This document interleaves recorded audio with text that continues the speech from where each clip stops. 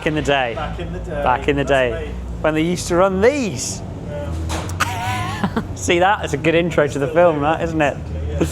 Hello everyone. We are back at Silverstone. My job today is to have a go in this, which we saw a few weeks ago.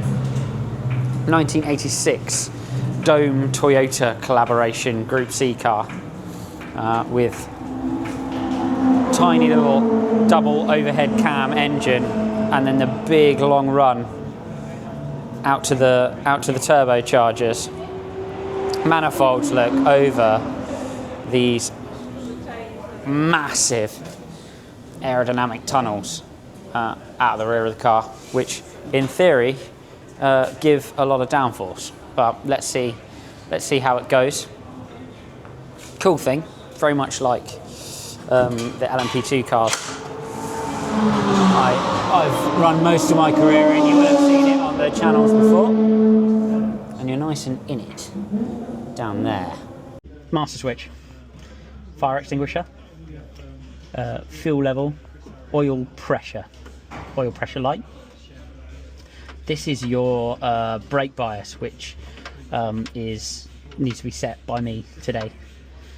Rain light, which will be on or off, and then the wipers, which are here. These are your indicators.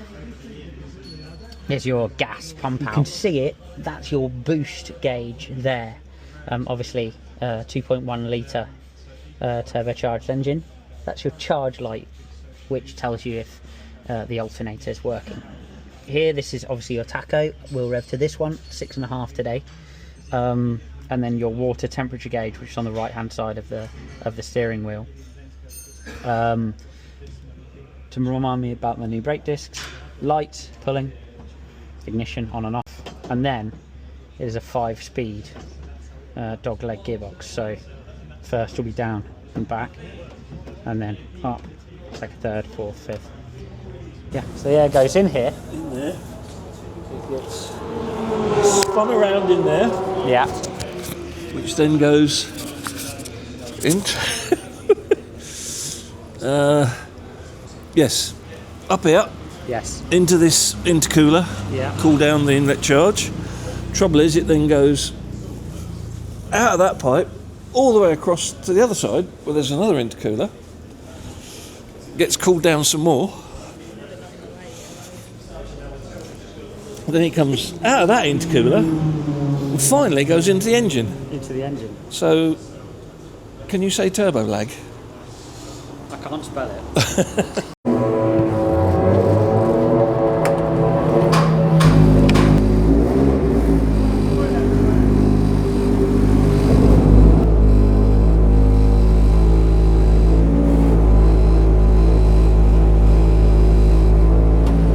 Okie dokie.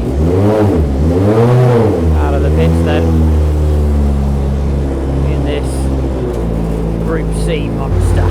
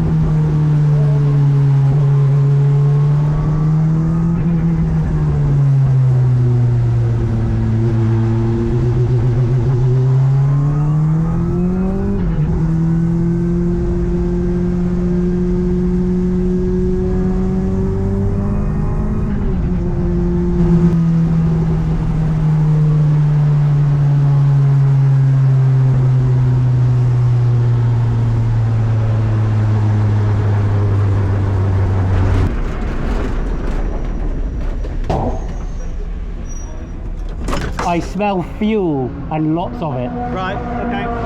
Yes. Halfway through the day, the Group C car has a little fuel leak, which shouldn't be a big deal. That'll run later on today. I would have thought they'd just pop back. Luckily, the workshop's so close to Silverstone that actually we can pop back, get bits for the cars, and then head back out again. A little bit front endy, so we'll try and fix that later on. We're going to just put a bit more rear wing in it. It could be a reason why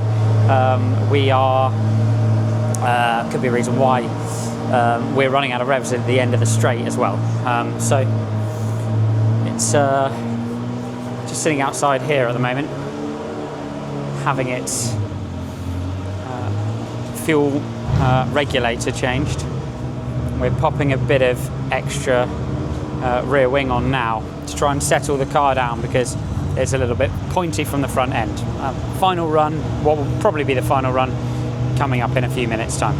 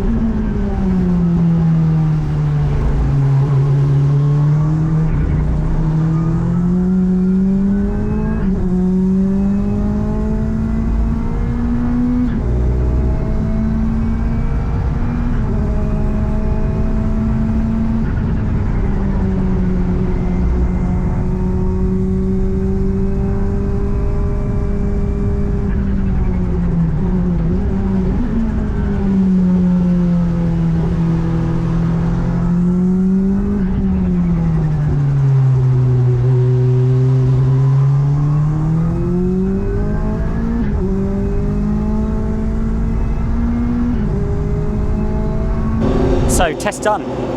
in the 86C Toyota. Got it fueling, got the fuel issue sorted out. A bit of a rear wing change, which sorted it out in the high speed. We also added this gurney to the rear wing there to help it a little bit in the high speed, because it was slightly oversteering. Just interested in that and what that is. I'll find out in a sec. Yeah, a little bit oversteering. Then we were soft on all the anti-roll bars just to give us a baseline feel. But we stiffened up the front one to try to give the car a bit less front end in the low speed corners as well, because I was suffering with oversteering in both the higher and the low speed corners.